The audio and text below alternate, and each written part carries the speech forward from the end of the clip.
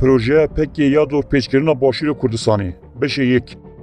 Dabeşbûna navxweyî pirsgirêka herî mezina civaka Kurdî ye di dîroka Kurdistanê de. Mirov şopên perçebûnê dibîne. Li dijî bizavên ku bûne cihê hêviyê, her tim xebatên sîxurî hatine bikaranîn. Başûrê Kurdistanê îro rastî tehdîdên wisa ye ji ber ku ji hêla hêzên Tirkiye, Îran û Hejda Şeabî ve hatiye dorpêçkirin.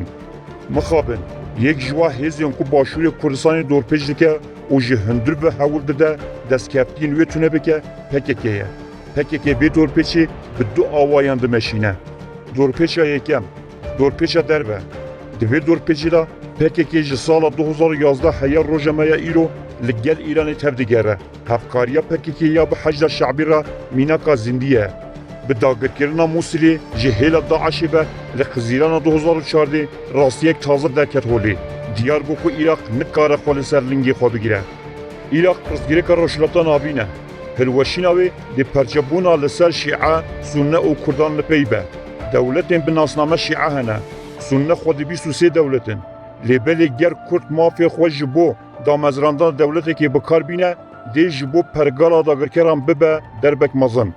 Yekem car li yekî tîrmeha sala 2014 Mesûd Barzanî ragihand. Ew serxwebûnê dixwazin û got êdî em ê neveşêrin ku serxwebûn armanc e. Îrak bi pratik perçe bûye. Pêwîst nake em di vê rewşa trajîk de bijîn. Yê ku biryara serxwebûnê distîne ne ezim. Gelê Kurd e. Li mehên pêşme em ê referandumê bikin.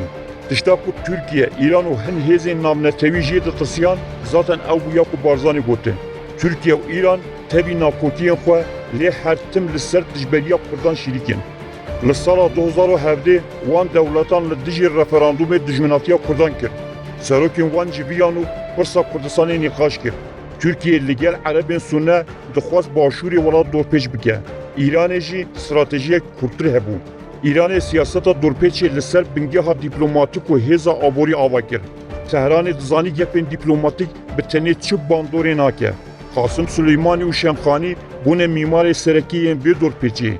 Bi cihkirina PKK li Başûr yek ji xalên wê stratejiyê bûn.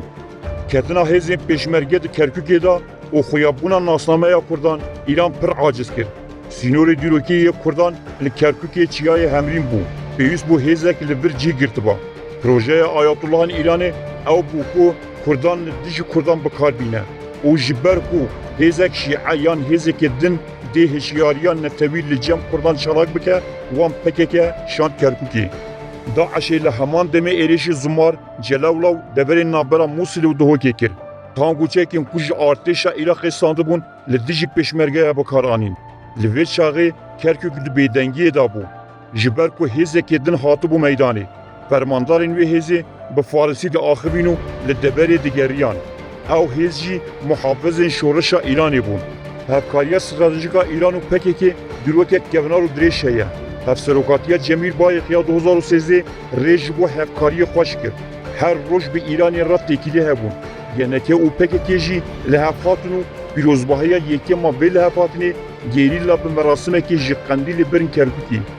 Yekîneya yekem ji 20 şervanan pêk dihat. Heya sala 2017 dema Kerkûk ji hêla Îraqê ve hatî dagirkirin li Kerkûkê û dewrûbera wê tenê di du pevçûnên ciddî de gerîlayekî jiyana xwe ji dest da. Rastiya wê propagandaya ku PKK Kerkûk rizgar kiriye ev e. Çapemeniya PKK bêhna vir li ser peymana Tehran û PKK û projeya dorpêçkirina Başûr xizmet dikir. PKK xwe wekî rizgarker pêşkêşî gelê Kurd kir. Kerkûk bû navê yekemê dorpêçî. Pişra Mexmûr û Şengal, PKK bi hênceta ku şehîdên me hene û me berdêlên mezin dane li wan deveran bi cih bû. Ya rast PKK bey pêşmerge li tu derekê şer nekir. Lê bi propaganda serkeftin kirin malê xwe. Dorpêça PKK li ser Başûrê Kurdistanê bi Kerkûkê dest pê kir. Ev dorpêç jî li deverên wekî Qeleçolan, Daratûyê, Şehîd Harûn û Debaşan hatibû pîlan kirin.